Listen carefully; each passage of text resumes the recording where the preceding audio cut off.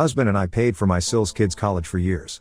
But the boys turned spoiled and entitled, while calling me a SLT, and got caught selling something they shouldn't have. This is going to be a long one, but I promise it's worth the read. I've been stewing over this for weeks, and I need some outside perspective. There's a lot to unpack here. I'm a 38-year-old woman, and I've been married to my husband, Neil, 40M, for over 15 years now. For the most part, our marriage has been smooth sailing, a peaceful journey through life's ups and downs. We've built a good life together, with successful careers and a comfortable home. But there's always been something missing. The only real storm we've had to weather in our marriage was our struggle with infertility. Due to a medical condition I'd rather not get into, let's just say my reproductive system decided to go on permanent strike. We couldn't conceive. It was utterly devastating. Neil and I had always dreamed of having a big family, filling our home with the laughter and chaos of children. We'd spend hours talking about how we'd decorate the nursery, debating baby names, and imagining family vacations with our future kids. When we first got the news, it felt like the floor had dropped out from under us. We went through all the stages of grief, denial, anger, bargaining, depression, and finally, a reluctant acceptance. But we weren't ready to give up without a fight. We tried everything, and I mean everything. Fertility treatments that turned me into a hormonal mess. Neil deserves a medal for putting up with me during that time. Alternative therapies that had me drinking weird teas and standing on my head, don't ask. We even looked into experimental treatments, but the risks outweighed the potential benefits. Month after month, we'd get our hopes up, only to have them dashed. Each negative pregnancy test felt like a personal failure. I know it's not rational, but I couldn't help feeling like less of a woman, like my body was betraying me. After years of heartbreak and thousands of dollars down the drain, we had to face facts. We weren't going to have biological children. It was time to consider other options. Adoption seemed like the natural next step. We still had so much love to give, and there are so many children out there who need homes. We threw ourselves into researching the process, attending information sessions, and talking to other adoptive parents.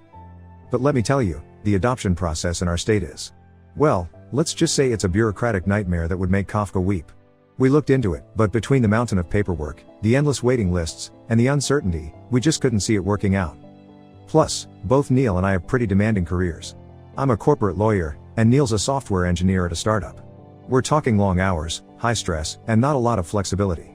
We didn't want to adopt a child only to be absent parents, shuttling them between daycare and after-school programs while we worked 60-hour weeks. The more we thought about it, the more we realized that maybe, just maybe, the universe was trying to tell us something. Maybe we weren't meant to be parents in the traditional sense. It was a tough pill to swallow, but we made the difficult decision to remain childless. Instead, we decided to channel our parental instincts into helping needy children in our community. We figured if we couldn't have kids of our own, we could at least make a difference in the lives of other children who needed support. Now, here's where things get complicated. Neil's sister, let's call her Fiona, got divorced when her kids were young. Her ex-husband was a real piece of work, abusive, alcoholic, the whole 9 yards. Think of every bad Lifetime movie husband rolled into one, and you've got Fiona's ex. The divorce was messy, to put it mildly. Fiona was left struggling to make ends meet, trying to rebuild her life while taking care of 3 young kids. The child support she receives is barely enough to keep the lights on, let alone cover all the expenses that come with raising 3 growing children. Fiona works 2 jobs, she's a teacher by day and waitresses at night, but it's still a struggle. That's why Neil and I decided to step in and help fund her kids' education. We figured it was a way to make a real difference in their lives, to give them opportunities they might not otherwise have. Plus, it felt good to be able to help family. Little did we know what we were getting ourselves into. Fiona's kids are 1.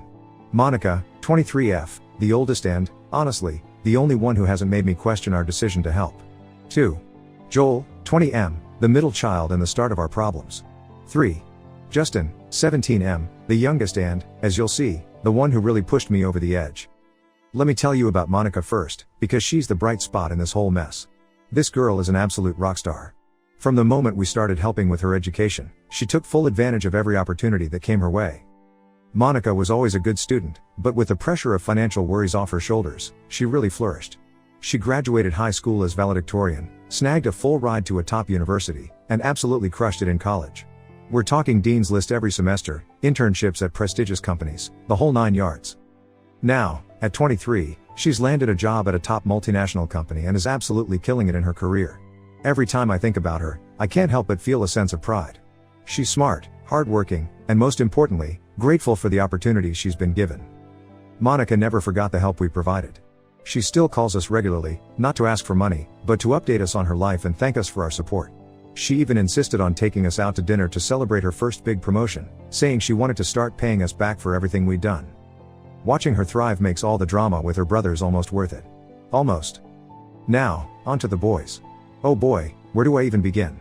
Joel and Justin were bright kids once upon a time. I remember when they were little, always asking questions, eager to learn. Joel had a knack for math and loved building elaborate structures with his Legos.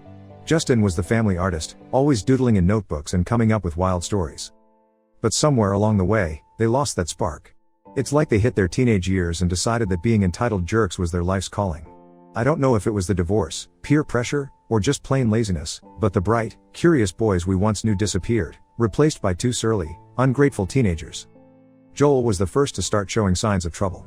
It started small, missing assignments, talking back to teachers, that sort of thing. We chalked it up to typical teenage rebellion at first. But as time went on, it became clear that this was more than just a phase. His grades started slipping, and he began hanging out with a crowd that, quite frankly, gave me the creeps. These were kids who seemed to think that rules didn't apply to them, that the world owed them something just for existing. We tried to intervene. Neil and I sat down with Joel countless times, trying to understand what was going on and how we could help. But every conversation ended the same way, with Joel rolling his eyes and assuring us that he had everything under control. Fiona was no help. She was so overwhelmed with work and trying to keep the family afloat that she tended to let things slide with the boys. They're just going through a phase, she'd say. They'll grow out of it. Spoiler alert, they didn't. The trouble really started when Joel graduated high school. Neil and I sat down with him to discuss his college plans, expecting to hear about which universities he was considering or what majors he was interested in. Instead, this kid had the audacity to tell us he didn't want to go to college at all. No, he wanted us to give him the money we'd set aside for his tuition in cash. Now, I'm all for entrepreneurship. If the kid had a solid business plan, I might have been open to the idea. But when we asked him what kind of business he wanted to start, his answer was vague, to say the least. Something about an online business. No concrete plan, no market research, nothing. Just a half-baked idea and the expectation that we'd hand over a small fortune to fund it. The conversation went something like this. Me, so, Joel, what exactly is this business you want to start? Joel, it's an online thing. You wouldn't understand. Neil, try us. We're pretty tech savvy. Joel, it's like a platform for influencers and stuff. Me, okay, and what would this platform do? Joel, connect people. Make money. It's complicated. Neil, have you done any market research? Who are your competitors? Joel, rolling his eyes, God, you sound like my economics teacher. It's not that kind of business.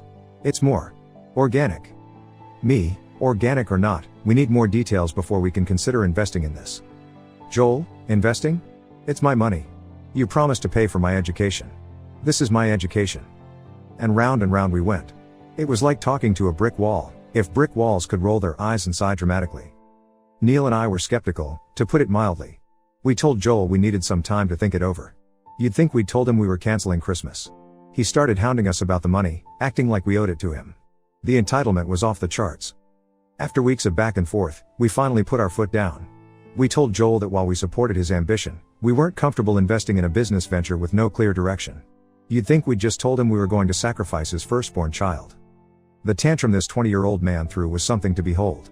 He didn't confront us directly, oh no, that would require actual courage. Instead, he went crying to his mother and grandmother, spinning some story about how we were crushing his dreams and going back on our word. His argument? That the money we'd set aside for his education was his money, and he should be able to do whatever he wanted with it.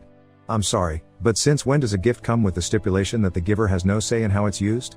Last time I checked, that's not how generosity works. Fiona and my mother-in-law tried to guilt us into changing our minds. They accused us of faltering in our commitment to support Fiona's children. Because apparently, in their world, supporting someone's education means blindly handing over cash for any harebrained scheme they come up with. My mother-in-law, bless her heart, has always had a bit of a blind spot when it comes to her grandchildren. In her eyes, Joel and Justin can do no wrong. She's the type who would watch them set fire to her house and then compliment them on their matchstick skills. The guilt-tripping reached epic proportions. There were tearful phone calls, lengthy emails detailing how we were destroying the family, and even a PowerPoint presentation, I kid you not, on why we should invest in Joel's future. It was exhausting. Neil, bless him, stood firm. He made it clear that while we'd be happy to cheer Joel on from the sidelines, we wouldn't be bankrolling his vague business dreams. We also reassured him that the offer to pay for his college tuition still stood, should he ever decide to pursue higher education. You'd think that would be the end of it, right? Oh, how naive I was. I later found out that my mother-in-law, in her infinite wisdom, decided to sell off family heirlooms to fund Joel's business. We're talking antique jewelry, vintage furniture, even a painting that had been in the family for generations. All sold off to fund a business that existed only in Joel's imagination. Spoiler alert, whatever business he started, if he even did start one, never saw the light of day. The money vanished faster than you can say terrible investment, and Joel was back to mooching off his mother within months. I try not to feel smug about being right, but sometimes it's hard. After that whole debacle, things were tense. Joel gave us the cold shoulder, which, honestly, was a bit of a relief. Family gatherings became awkward affairs, with Joel sulking in corners and shooting us dirty looks. It was like dealing with a moody teenager, except this teenager was old enough to legally drink. But then spring rolled around, and suddenly he was back, all apologies and wanting to go to college after all. I suspect the reality of trying to make it on his own finally sank in. Or maybe he just ran out of his grandmother's money. Either way, he was suddenly very interested in higher education. Against my better judgment, we agreed to give him another chance. We paid for his tuition, hoping that maybe, just maybe, he'd grown up a little. Silly me. From the moment he started college, Joel's attitude towards us changed. Gone was the chatty, friendly kid we once knew. In his place was this sullen, barely civil young man who acted like we'd personally offended him by checks notes paying for his education. The audacity of us, right? Every interaction became a chore. If we asked about his classes, we'd get grunts or one-word answers. If we tried to show interest in his life, he'd accuse us of prying. Heaven forbid we ask about his grades, you'd think we were asking him to divulge state secrets. It was clear that in Joel's mind, we were no longer family, we were just ATMs with legs, there to dispense money but not to have any say in his life. The warm, loving relationship we'd once had with him was gone, replaced by cold formality and barely concealed resentment. Now, let me tell you about Justin. If Joel is a handful, Justin is a whole suitcase of trouble. While Joel at least pretends to be civil, most of the time, Justin doesn't even bother with the pretense. He's rude, he's entitled, and he seems to take a perverse pleasure in pushing people's buttons. Growing up, Justin was always the wild child. Where Joel was sneaky about his misbehavior, Justin was openly defiant.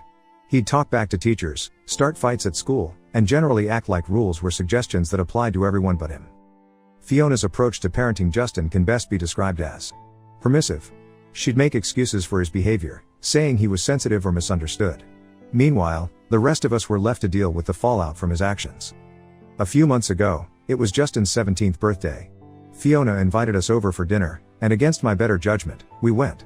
I should have known better, but I still held out hope that maybe, just maybe, Justin had matured a bit. The evening was awkward, to say the least. Joel was there, giving us his usual cold shoulder routine. Fiona was fluttering around, trying to pretend everything was normal. And Justin? Justin was holding court, basking in the attention like a smug little prince. But then Justin decided to take center stage in the most appalling way possible.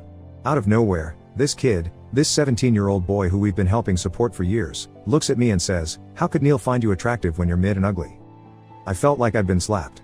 The room went silent for a moment, and then, to my horror, people started laughing. Fiona, my mother-in-law, even Joel, they all thought this was hilarious. Only Neil seemed to realize how utterly inappropriate and hurtful this comment was. Before I could even process what had happened, Justin doubled down.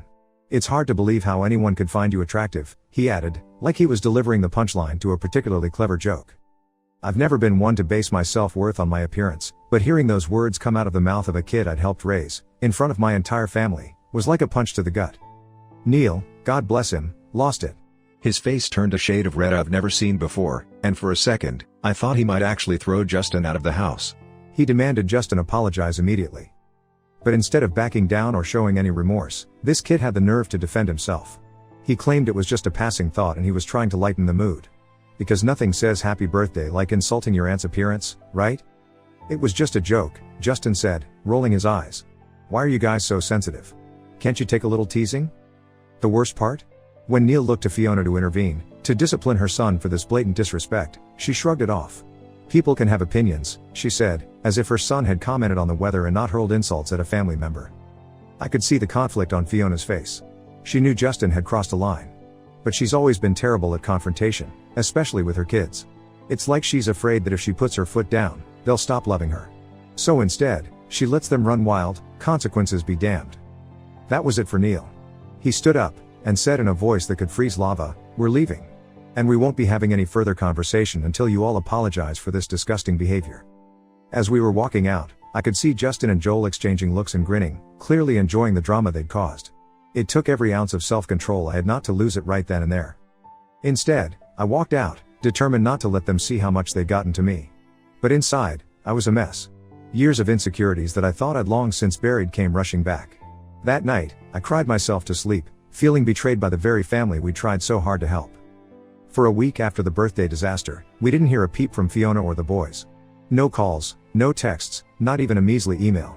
It was like they were hoping if they ignored the situation long enough, it would just go away. Then, exactly 7 days after the incident, I came home to find Fiona and my mother-in-law arguing with Neil in our living room. They were there to apologize, but it was clear from the moment I walked in that they were more concerned about keeping the money flowing than actually addressing Justin's behavior. Fiona started in with the excuses as soon as she saw me. "He's just a kid," she said, as if 17 was too young to understand basic human decency. "You know how boys are at that age. They say things without thinking." My mother-in-law chimed in, "He didn't mean any harm by it. It was just a joke that didn't land well." I stood there, stunned by their ability to minimize what had happened. It was like they were talking about a toddler who'd said something embarrassing in public, not a nearly grown man who deliberately insulted me in front of the entire family. Fiona claimed they'd scolded Justin after we left and that he felt guilty. But funny enough, Justin himself was nowhere to be seen. Apparently, he was too guilty to face me and apologize in person. How convenient. "He wanted to come," Fiona said, not meeting my eyes, "but he had a thing with friends. But he feels terrible, really." The excuses they made for him were laughable. "He's just a raging teenager. He doesn't know his boundaries. It was just misplaced humor." I'm sorry, but since when is being a teenager a free pass to be a complete jerk? And if he doesn't know his boundaries at 17, then someone has seriously dropped the ball on parenting. I could feel my blood pressure rising with each pathetic excuse. "So," I said, "let me get this straight. Justin feels so terrible about what he did that he couldn't be bothered to come here and apologize in person? And you think that's okay?" Fiona at least had the decency to look embarrassed. He's working on expressing his emotions better," she mumbled. Expressing his emotions? I couldn't help but laugh. He expressed them pretty clearly at the party, didn't he? My mother-in-law jumped in, clearly trying to smooth things over. "What's done is done," she said, patting my arm in a way that made me want to scream. "Let's just put this behind us and move forward as a family." I looked at Neil, hoping he'd back me up. He nodded slightly. I knew he was as angry as I was, but he was trying to keep the peace. "Fine," I said finally. "But this is the last time. If anything like this happens again, we're done. No more financial support, no more family dinners, nothing. Are we clear?" They nodded, looking relieved that they'd dodged a bullet. But as they left, I couldn't shake the feeling that this wasn't over. Not by a long shot. Despite my reservations, we processed Joel's next semester fee. I know. We're suckers and doormats. But we felt obligated to follow through on our commitment, at least for the time being. Plus, a small part of me hoped that maybe, college would be the wake-up call Joel needed to get his act together. For a while, things seemed to calm down. Joel was busy with his classes, Justin was. Well, who knows what Justin was doing, but at least he wasn't insulting me to my face. We settled into an uneasy peace, like a Cold War but with more passive-aggressive Facebook posts. I tried to take an interest in Joel's studies, asking about his classes and how he was adjusting to college life. His responses were still cool and distant, but at least he was talking to us. It wasn't much, but it was something. Then came the midterm grades. Neil and I had made it clear that our financial support was contingent on Joel maintaining a certain GPA. It wasn't an unreasonable expectation. We weren't demanding straight A's, just proof that he was taking his education seriously. When we asked Joel about his grades, he hemmed and hawed, making excuses about tough professors and unclear expectations. Finally, after much prodding, he admitted that he was failing 2 classes and barely scraping by in the others. I was furious. Not just at the grades, but at the casual way he dismissed our concerns. It was like he expected us to just keep forking over money, no questions asked. "What happened?" I asked. "You were doing so well in high school." Joel shrugged. "College is different. It's harder." "Did you try getting tutoring? Or talking to your professors?" Neil asked. Another shrug. "Didn't think it was necessary." We spent the next hour going back and forth, trying to understand what had gone wrong and how we could fix it. But it was like talking to a wall. Joel had an excuse for everything and a solution for nothing. Finally, Neil said, "Look, we're not trying to punish you. We want you to succeed. But we need to see some effort on your part. If you're struggling, ask for help. Use the resources available to you. But if you're not willing to put in the work, we can't keep throwing money at this." Joel said, "So you're threatening to cut me off? Real nice. I guess your support comes with strings attached, huh? I couldn't believe what I was hearing. Strings attached? You mean like expecting you to actually attend your classes and do your work? How unreasonable of us. The conversation devolved from there. Joel stormed out, slamming the door behind him. Neil and I were left sitting in stunned silence, wondering how things had gone so wrong. Fast forward to last week. We were at Neil's grandfather's 75th birthday celebration. Everyone was there, Fiona, the boys, the whole family. I wore a dress with a deep v-neck because, hey, I'm 39, not dead, and I'll wear what I damn well please. From the moment we arrived, I could feel Joel and Justin's eyes on me. And not in a oh, aunt, op, is here way, but in a way that made my skin crawl. These boys, barely men, were openly ogling me. Their own aunt. I tried to ignore it, to enjoy the party, but their behavior was impossible to overlook. It came to a head when I was giving a toast to Neil's grandfather. As I finished speaking, I noticed Joel and Justin smirking at each other, clearly amused by something. And that something, I'm certain, was me. Later, as I was walking past them, I overheard them muttering something and grinning while staring directly at me. It was like being back in high school, dealing with immature boys who'd never been taught to respect women. Except these weren't strangers, these were boys I'd helped raise, boys whose education I was funding. I'd had enough. I confronted them on the spot, asking what was so funny. They froze, caught off guard by my directness. Joel tried to play it off, claiming they were just chilling and their amusement had nothing to do with me. I warned them to watch their behavior and turned to leave. That's when I heard it. As I walked away, Joel muttered, "What a slut," followed by their laughter. I whipped around, and suddenly they were all apologies and denials. Justin started babbling about seeing something on a phone, while Joel tried to gaslight me, suggesting I'd misheard due to the music. I lost it. I was ready to slap some sense into them when Neil intervened. By then, the whole family had gathered, and it turned into a he said she said situation. Joel denied everything, Justin changed his story, and Fiona and my mother-in-law looked at me like I was the one causing problems. "I know what I heard," I said, "and I'm sick of this behavior. We've done nothing but try to help you, and this is how you repay us?" Fiona jumped in, ever ready to defend her precious boys. "Come on, op. You're overreacting. They're just kids having fun." "Kids?" I laughed. "Joel is 20 years old. He's not a kid, he's an adult who should know better. And Justin's not far behind." We didn't want to ruin Neil's grandfather's birthday, so we let it go for the moment. But the rest of the evening was tense and uncomfortable. I could feel Fiona and my mother-in-law's eyes on me, judging me for daring to call out their precious boy's behavior. As we were leaving, my mother-in-law pulled me aside. "You know," she said, "maybe if you dressed more appropriately, the boys wouldn't act like this." I was stunned. "Excuse me?" She gestured vaguely at my dress. "You're not as young as you used to be, dear. Perhaps it's time to dress your age." I couldn't believe what I was hearing. Not only was she excusing the boys' behavior, but she was blaming me for it. As if my choice of dress justified their disrespect. "I dress for myself," I said, "not for anyone else's comfort. And if you think what I'm wearing excuses their behavior, then you're part of the problem." I walked away before she could respond. How had it come to this? How had the family we tried so hard to help turned against us so completely? The next morning, I got a call from Monica. She'd heard about the incident and was furious on my behalf. "I can't believe they'd act like that," she said, "after everything you and Uncle Neil have done for us." She suggested I cut the boys off completely, which, to be honest, was exactly what I'd been thinking. "You don't owe them anything," she said. "They're old enough to face the consequences of their actions." Neil and I had a long talk that night. We went over everything that had happened, from Joel's failed business venture to Justin's insults to this latest incident. We agreed that enough was enough. We can't keep enabling their entitled behavior. These boys clearly don't respect us or appreciate the support we've been providing. Why should we continue to invest in their future when they show such blatant disregard for basic decency? So, here's where we stand. We're seriously considering stopping all financial support for Joel and Justin's education. Part of me feels guilty, like we're dooming their futures. But a larger part of me thinks they need this wake-up call. Actions have consequences, and it's high time they learn that lesson. We're not planning to cut contact completely, they're still family, after all. But we're done being ATMs.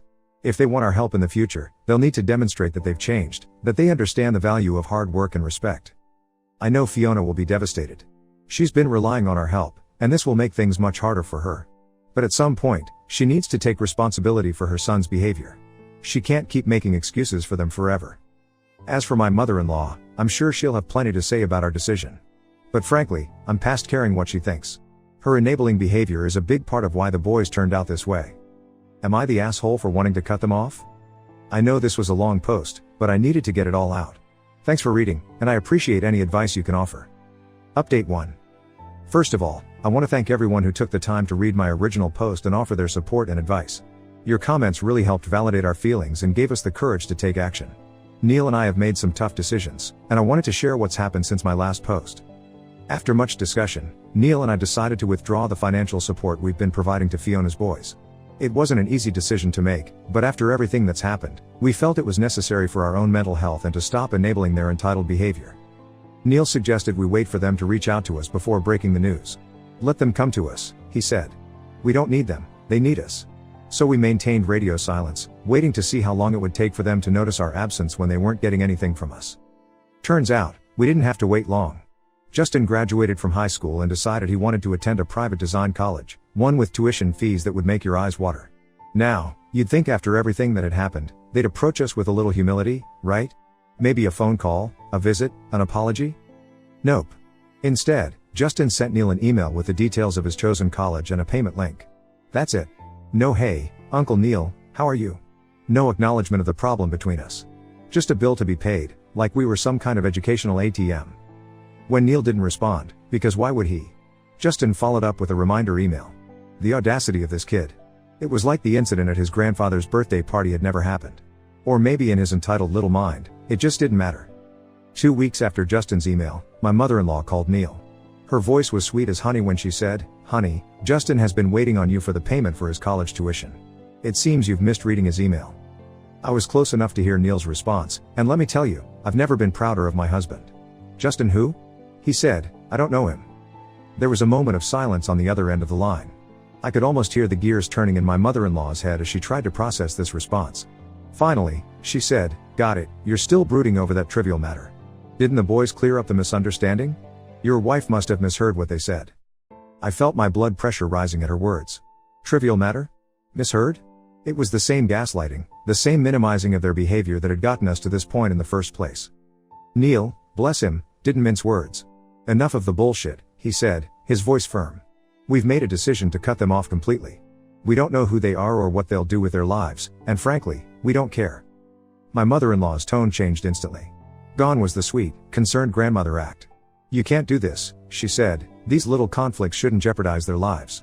You need to be the bigger person here. Forgive and forget. Neil's response was short and sweet, no, thank you. And then he hung up. Within minutes of Neil ending the call with his mother, Fiona started blowing up his phone. Call after call, text after text. Neil ignored the calls, but I caught a glimpse of some of the texts. They were full of apologies, promises to make the boys apologize in person, pleas not to deprive them of their education. Neil's response was simple, it's too late. You should have woken up from your slumber long ago. The next day, Fiona and my mother-in-law showed up at our door unannounced. Neil answered, with me hovering in the background, ready to jump in if needed. We don't welcome disrespectful people into our home or our lives, Neil said before they could even open their mouths. You should leave. Fiona burst into tears. We're sorry, she sobbed. The boys are sorry. Please, give us another chance. Neil's response was perfect. If the boys are really sorry, he said, why aren't they here apologizing themselves? That's when my mother-in-law decided to chime in with her 2 cents. You know the boys are young and hormonal, she said, as if that excused everything. They don't realize the consequences of their actions. But we adults do. We should be mindful of our actions.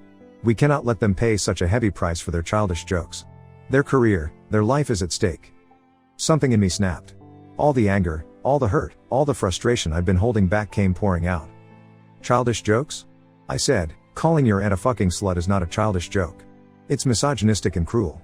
Gaslighting me and trying to make me look crazy in front of everyone wasn't a joke, it was manipulative and evil. Commenting on my looks wasn't a joke, it was disrespectful and hurtful. I took a deep breath, trying to calm myself, but the words just kept coming. You want to talk about consequences? Well, this is what consequences look like. You've enabled their behavior for years, making excuses and minimizing their actions.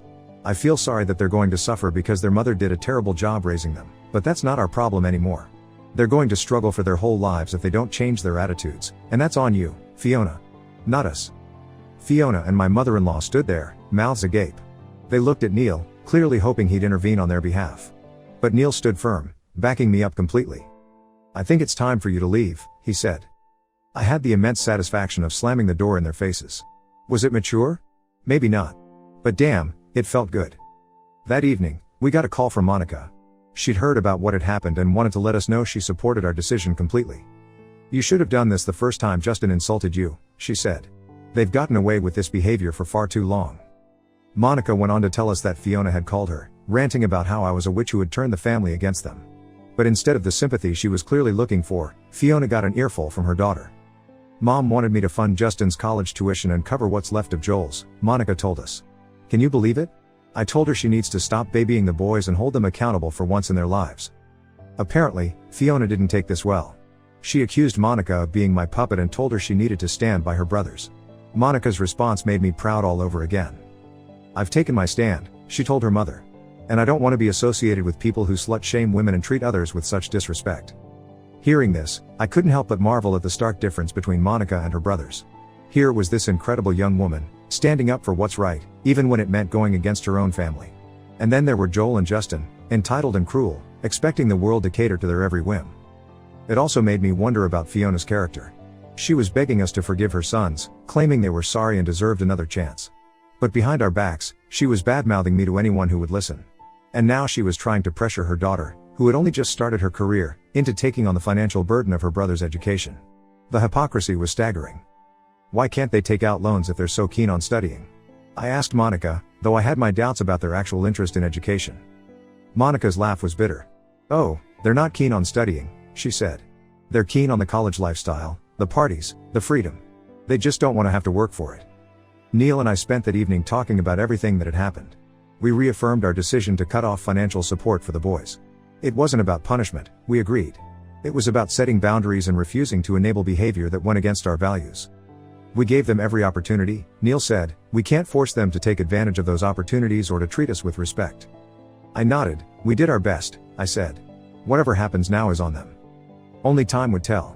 But one thing was certain, we were done being their ATM. If they wanted our help in the future, they'd need to demonstrate real change and genuine remorse.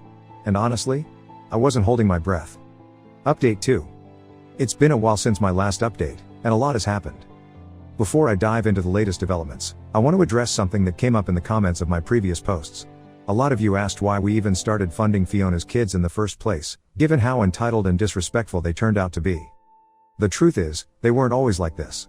When we first decided to help with their education, all three of them, Monica, Joel, and Justin, were diligent, well-mannered kids. They were polite, grateful, and seemed to have bright futures ahead of them. Even Fiona, while never particularly warm towards me, was at least civil. We saw an opportunity to make a real difference in these kids' lives, to give them a chance at a better future than their parents had. And for a while, it seemed like our investment was paying off. Monica, as you know, took full advantage of the opportunity we provided. She worked hard, got into a great university, and is now working for a multinational company in Europe. But somewhere along the line, things went off the rails with the boys. They lost their way, and Fiona didn't seem interested in getting them back on track. It was like watching a slow-motion train wreck, and no matter how many times we tried to intervene, we couldn't change the trajectory.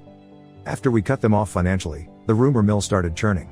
Through the grapevine, aka family gossip, I heard about all sorts of nasty things Joel and Justin were saying about me. Apparently, I wore revealing dresses to compensate for my ugly face. I was mean and useless. I had manipulated Neil into cutting off his own family. Each new rumor was like a knife to the heart. These were kids I had helped raise, kids I had loved like my own. And now they were spreading vicious lies about me because we'd finally put our foot down and said no more. Fiona, unsurprisingly, was the conductor of this rumor orchestra. I guess when your piggy bank gets ripped away, lashing out is easier than self-reflection. As much as their words hurt, I tried to take it all with a grain of salt. We had made the right decision, and no amount of childish name-calling was going to change that. About 3 or 4 months after we cut ties, Neil got a call from his mother. Her voice was panicked, hysterical even. Joel and Justin had been detained by the police. Something about being involved in illegal drug activities. My heart sank as I listened to Neil's side of the conversation.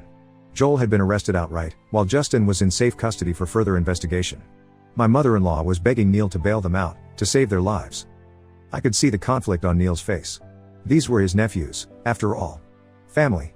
But they were also young men who had repeatedly shown they couldn't be trusted, who had no respect for us or for the law. After a long moment, Neil agreed to at least go to the police station and find out what was going on. He didn't promise to bail them out, but he couldn't just ignore the situation either. I understood his decision, even if part of me wanted to wash our hands of the whole mess. Neil was gone for hours. I paced the house, alternating between worry for him and anger at Joel and Justin for putting us in this position. When he finally came home, the look on his face told me everything I needed to know before he even opened his mouth. "It's bad," he said, collapsing onto the couch. "Really bad." According to Neil, when he arrived at the police station, Fiona and his mother were already there. Fiona was in hysterics, insisting that her boys were innocent, that they had been set up by their so-called friends. The police, however, had a different story to tell. This wasn't just some minor drug possession charge. No, it was much worse than that. Joel, it turned out, had been running a drug distribution operation. He'd been supplying banned substances to college students, and was apparently planning to expand his business to high schools. And guess who his planned point of entry to the high school market was? That's right, Justin. Jesus, I breathed, trying to wrap my head around it all. What about Justin? Is he involved too? Neil ran a hand over his face. Yes and no, he said. He was definitely aware of what Joel was doing, and he'd agreed to help expand to high schools. But he hadn't actually done anything yet. And since he's still a few months shy of 18, they're treating him more as a potential victim of his brother's influence than as a willing participant. I felt sick to my stomach. These boys, who we had tried so hard to help, who we had invested so much in. They had thrown it all away for what? Easy money? A thrill? What happens now? I asked. It's a non-bailable offense, Neil said. They'll have to appear in court. I've contacted our lawyer to get more details, but... He trailed off, shaking his head. But what? Fiona wants us to hire a high-powered lawyer for Joel, he said. To get him out ASAP, as she put it. I couldn't believe what I was hearing. She wants us to spend our money to get her drug-dealing son out of jail? After everything that's happened? Neil nodded, looking as exhausted as I felt. I told her no, he said. I said we'd let the court-appointed attorney handle it. I'm not burning our money on this, not when Joel knowingly broke the law. I felt a surge of pride in my husband. It couldn't have been easy to stand firm in the face of his sister's pleas, but he had done it. The next few weeks were full of court appearances, family drama. Joel, it turned out, had gotten involved with the drug trade shortly after we cut off his college funding. He'd seen it as an easy way to maintain the lifestyle he felt entitled to, consequences be damned. Thanks to some legal maneuvering and the fact that this was his first offense, Joel managed to avoid the harshest possible sentence. But he didn't get off scot-free either. He was sentenced to a stint in prison, with the possibility of early release for good behavior. Justin, true to form, managed to squirm his way out of the worst of it. Being a minor worked in his favor, and the authorities seemed to buy the story that he was more of a victim of his brother's influence than an active participant. He was released from the juvenile detention center after a few weeks, with a slap on the wrist and mandatory counseling sessions. Fiona, predictably, was a mess throughout the whole ordeal. She bounced between hysterical crying fits and bouts of rage, often within the span of minutes. One moment she'd be begging Neil and me to help, to save her babies, and the next she'd be accusing us of abandoning the family in their time of need. But the real kicker? Fiona actually had the audacity to accuse me of setting Joel up. Can you believe it? According to her twisted logic, I had somehow orchestrated this whole drug bust as revenge for the boys' behavior at Neil's grandfather's birthday party. You just couldn't let it go, could you? She screamed at me during one particularly heated confrontation. You had to destroy my son's life over a stupid comment. I was so shocked by the accusation that for a moment, I couldn't even speak. Neil, thankfully, jumped in. Are you out of your mind? He yelled back. Do you honestly think, Op, has the power to set up a drug sting operation? Or that she would do that over some petty revenge? Your son made his choices, Fiona. It's time for him to face the consequences. The sad part was, some people actually seemed to believe Fiona's ridiculous story. I overheard whispers at family gatherings, caught sideways glances from distant relatives. It was like I'd become the villain in their narrative, the wicked aunt who destroyed her nephews' lives out of spite. I tried not to let it get to me, but I'd be lying if I said it didn't hurt. These were people who had known me for years, who had seen how much Neil and I had done for Fiona and her kids. And yet, they were willing to believe I was capable of something so vindictive and cruel. As if the situation wasn't bad enough already, Fiona's treatment of Monica during this time was the final straw for me. While she was moving heaven and earth to try and help Joel, she seemed to have completely forgotten about her daughter. Monica, bless her heart, had flown back from Europe as soon as she heard about what had happened. She wanted to support her family, to be there for her brothers despite everything. But Fiona's reaction to her arrival was less than welcoming. Oh, so now you show up, Fiona had said. Where were you when your brothers needed you? Too busy with your fancy European job to care about family? Monica was stunned. Mom, I came as soon as I could, she said. I wanted to help. Fiona's laugh was bitter. Help? You want to help? Then why don't you pay for Joel's lawyer? Or for Justin's therapy? That's what family does, right? They help each other. I couldn't believe what I was hearing. Fiona was actually trying to guilt her successful daughter into bailing out her criminal sons. It was manipulative, it was unfair, and it made me furious. Monica, to her credit, stood her ground. "I'm not paying for Joel's lawyer," she said firmly. "He made his choices, and now he has to deal with the consequences. And Justin needs therapy, yes, but that's your responsibility as his mother, not mine." Fiona said, "How dare you? After everything I've done for you? I raised you, I sacrificed for you, and this is how you repay me? By abandoning your family?" "I'm not abandoning anyone," Monica replied, despite the tears I could see forming in her eyes. "I'm here, aren't I? But I won't enable Joel's behavior, and I won't let you manipulate me into taking on responsibilities that aren't mine." That's when Fiona said something I'll never forget, something that I'm sure will haunt Monica for years to come. "Then you're no daughter of mine," Fiona spat. "Get out of my house. I don't want to see you again until you're ready to stand by your real family." Monica left in tears, showing up on our doorstep with me an hour later with her suitcase in hand. Neil welcomed her with open arms, of course. We set her up in our guest room and did our best to comfort her. But the damage was done. Fiona had chosen her criminal sons over her hard-working daughter, and I knew there was no coming back from that. In the months that followed, things settled into a new, uncomfortable normal. Joel began serving his prison sentence, with Fiona visiting him every chance she got. Justin started his mandated therapy sessions, though from what I heard, he wasn't exactly an enthusiastic participant. Monica returned to Europe after a few weeks, but not before having a long, tearful conversation with Neil and me. She thanked us for everything we'd done for her over the years, for believing in her and supporting her dreams. She also apologized for her brother's behavior and for not standing up to them sooner. As for Fiona, she remained stubbornly unrepentant. She continued to blame everyone but herself and her sons for what had happened. Neil and I were the villains in her story, the cruel relatives who had abandoned the family in their time of need. She conveniently forgot all the years of support we had provided, all the chances we had given Joel and Justin to turn their lives around. But the final blow came about 6 months after Joel's sentencing. Neil's mother, my mother-in-law, showed up at Neil's office unannounced one day. "I'm disowning you, you abandoned your sister and your nephew when they needed you most. You're no son of mine." Neil was devastated. Despite everything that had happened, he had always hoped that his mother would eventually see reason, that she would understand why we had made the choices we did. But it seemed that hope had been in vain. We've learned this lesson the hard way, that you can give your life for someone, but if the person doesn't want to see your goodness, they won't see it. We intend to remain no contact with them for the foreseeable future. Despite the trouble with them, we will share and cherish a good bond with Monica, who has been nothing but loving and grateful to us.